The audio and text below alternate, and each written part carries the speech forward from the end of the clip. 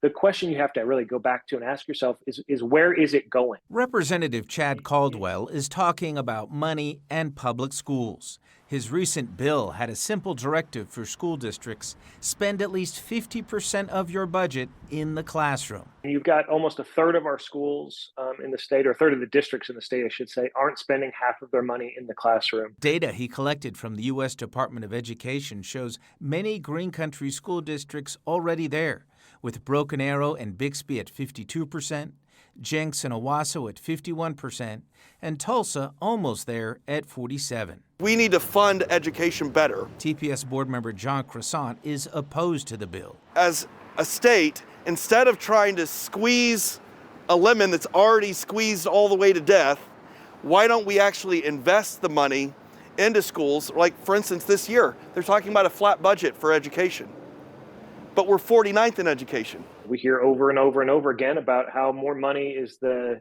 reason our students aren't performing better, how more money is the answer.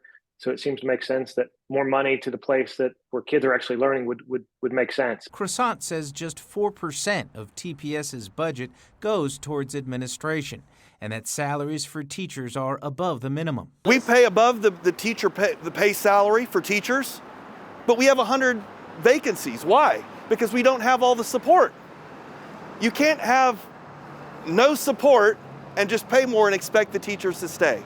You need to have the supports, the paras, the TAs, the librarians, the assistant principals, the principals. Everybody, again, has to be able to do a job.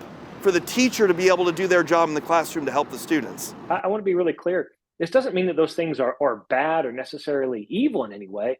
My mom was a high school counselor. I would be the last person to tell you that school counselors aren't important or aren't good.